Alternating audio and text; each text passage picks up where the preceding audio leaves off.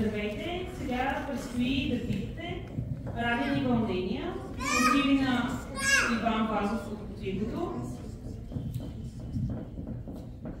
Темата на сюжета е провеждането на годишния изпит в девическото училище, който се провежда на 11 май, деня на Свети Кирил и Методий, подобно на днешния празник, 24 май, Свети Кирил и Методий.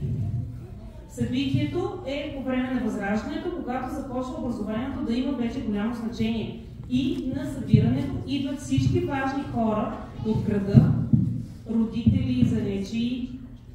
Всички хора идват да видят колко са научили децата от училището в Бяла Черква. Приятно гледане!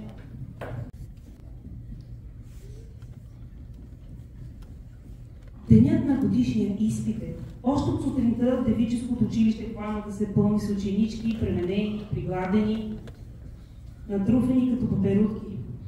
Те с отворени книжки бръмчаха и чакаха с нетърпение настъпването на изпита. Църквата приключи и народа да навлиза в училището, както е обичая, да види годишните успехи на учениците. Прекрасни менци откичваха иконата на Свети Кирил и Методий, която поглеждаше от стената. Скоро предните чинове се запълниха от първите гости. Имаше само няколко останали чина. Рада госпожина, учителката на децата от първи клас, помагаше и им даваше на съвети да преговарят преди изпита. Изведнъж влезе един непознат за хората човек и седна на свободното място, което беше най-близо. Кой той е? Очуднов. Той е нов града. Госпожа Рама каза, че този ще Зашушутиха си хората от първия ред. След тях влезнаха двама закъснели посетители. Това бяха Михалаки Алафанката и Кирияк Стефчов. Седнаха на двата свободни стола. Изпита се започваше от първи клас и тази година децата учиха много. Научиха какво е Бог, какво са родители, кое е Отечеството и сега предстоеше да се види какво са научили. Главният учител кимна към закъснелите посетители и започна. Хайде сега да видим какво е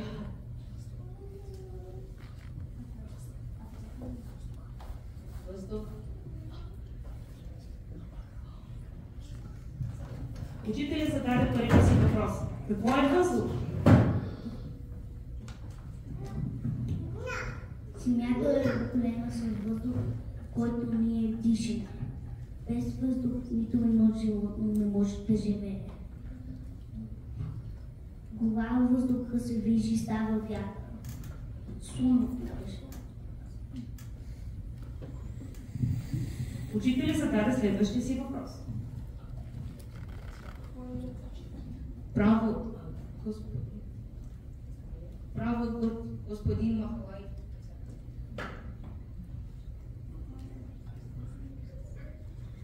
Той попита, какво е животно?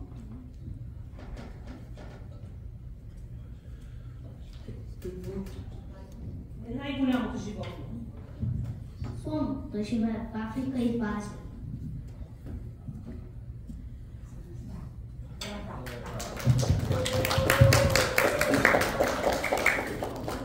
Сега учителят погледна към господин Михалаки и го попита дали иска той да води изпита. Господин Михалаки отговори. Аз ще изпитам по-късно, по-французски. Тогава учителят погледна към Кирияк Стефчов.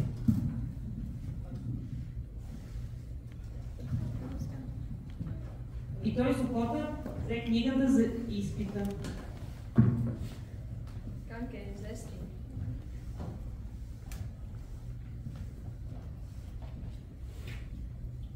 Поради поради какви фатални причини при българския цар Самуила българското царство ослабва и то биде подчинено на гръцкия цар? Да си иде, друга повика. Известна история.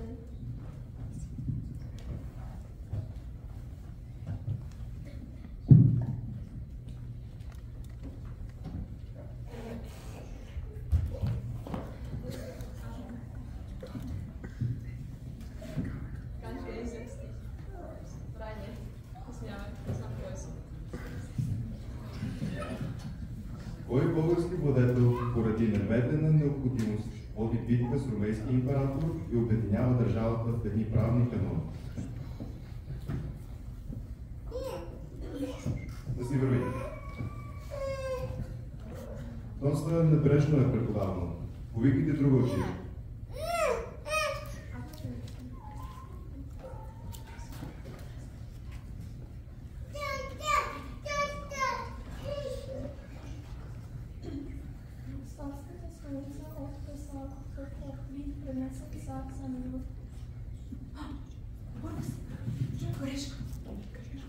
При кой български владетел българите се здобиват с автокефална църква, като добри поданици и верующи в Христовото учение?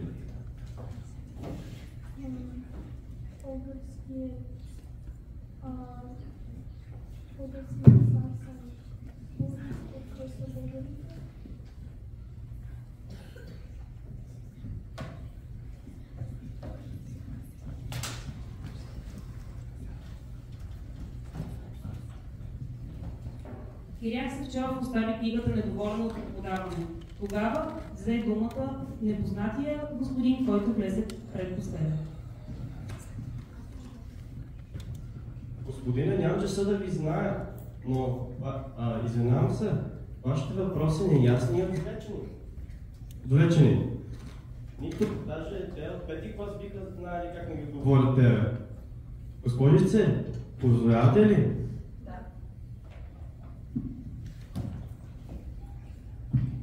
Да стане първото дете, което ви беше изпитано.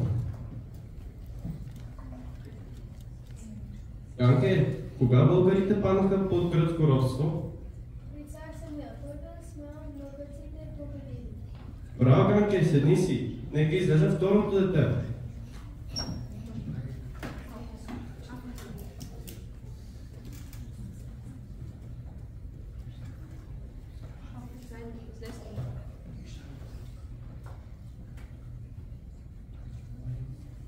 Райно, я ми кажи, при кой български цар българите станаха християни? Покръстиха се.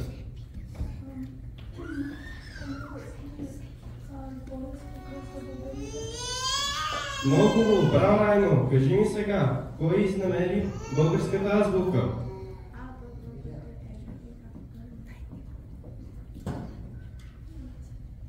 Значи това е Райно. Кой го написа? Райна посочи иконата на свети Кирил и Методий.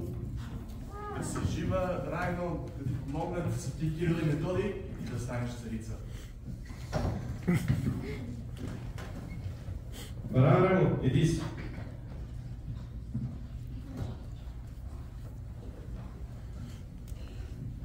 Господин Игнаш Сокол. Дайте, Игнаш Сокол. Един Минчев зададе въпрос към господин Огнялов, дали може да изпита и неговия син. Славко, сега кажи ми, кой цар освободи българите от кръцко робство?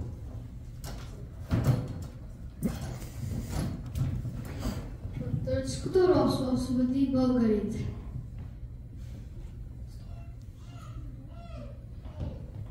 Сокол, стой! И ти кажи робство и кръцко, кажи ти измрави, кръцко изказ и избави.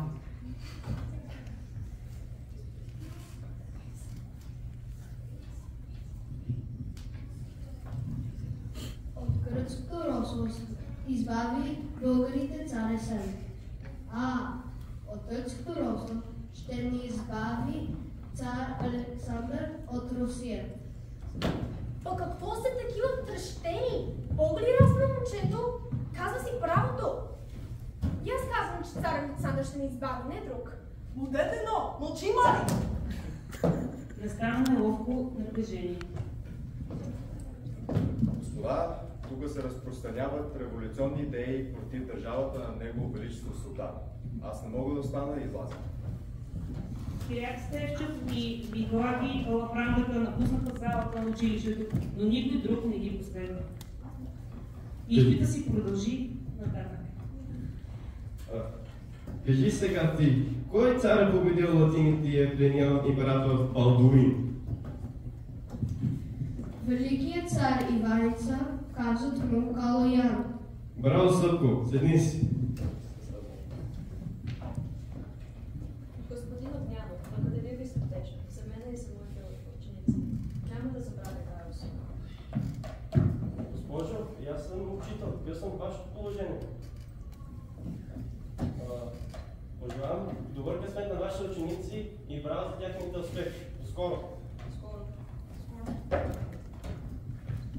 Така изпита приключи благополучно и всички си тръгнаха доволни от деня. Моля всички актьори да станат и да се поклонят.